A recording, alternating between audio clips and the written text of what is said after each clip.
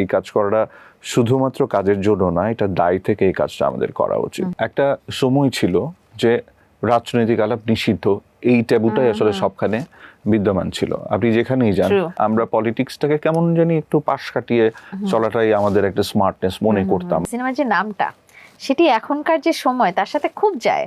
এটা কি মানে আমরা বলছি এখানে রাজনীতির আলাপ জরুরি নিয়ে প্ল্যান করা, তারপর গল্প গাথা, তারপর বানানো, তারপর শুটিং, তারপর পোস্ট প্রোডাকশন, দেন রিলিজ। সো কতদিন আগে আসলে হলো এইটার আইডিয়াটা মাথায় মানে যিনি ইনিশিয়েটর, উনি আসলে 24-এর যে অভ্যুত্থান 5ই অগস্ট, তারপরেই আসলে তার মাথায় আইডিয়াটা আসে।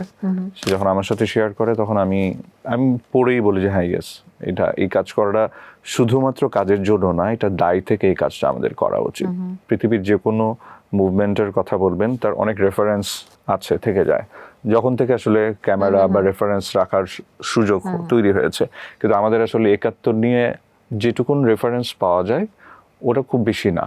তো যখন 24 নিয়ে পরবর্তী জেনারেশন কাজ করবে, কথা বলবে, রিসার্চ করবে, তাদের জন্য একটা বড় রেফারেন্স হিসেবে, টেক্সট হিসেবে এখানে রাজনৈতিক আলাপ জরুরি থেকে তার যাবে। মানে থাকে না যে রাজনৈতিক কিছুতে না যাব না, পরবর্তীতে কোন দল আবার ক্ষমতায় আসছে, কে আবার এটা নিয়ে কি করছে। কারণ আমরা গত 15 বছরে দেখেছি আসলে অনেক শিল্পী এখন বলছেন যে 15 বছর আমি কাজ করতে পারিনি এই কারণে। তো আপনার মধ্যে কি এই জিনিসগুলো কাজ করেছিল কিনা? আমি শুরুতেই বললাম এটা একটা দায় থেকে আমার কাজটা করা।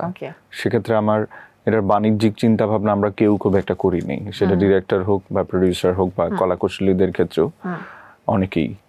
তো থাকে না, একটা সময় ছিল যে রাজনৈতিক আলাপ নিষিদ্ধ, এই ট্যাবুটাই আসলে সবখানে বিদ্যমান ছিল। আপনি যেখানেই যান, সে আড্ডাতে যান, কথা বলতে যান, আমরা পলিটিক্সটাকে কেমন জানি একটু পাশ কাটিয়ে চলাটাই আমাদের একটা স্মার্টনেস মনে করতাম, বা সিচুয়েশনটা এমন হয়ে গেছিল।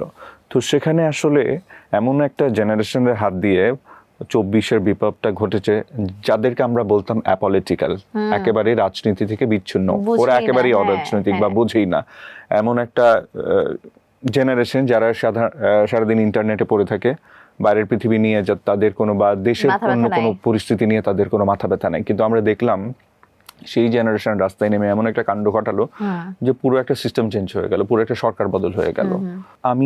আমরা কেউ কিন্তু রাজনীতির বাইরে না। আপনি ক্যামেরার সামনে পেছনে যারা আছেন, দেশে সবখানে সব মানুষ আসলে কেউ রাজনীতির বাইরে না। তাই এখানে রাজনৈতিক আলাপ নিষিদ্ধ, এই ট্যাবুটার বিরুদ্ধে আমাদের অবস্থান যে এখানে রাজনৈতিক আলাপটা জরুরি।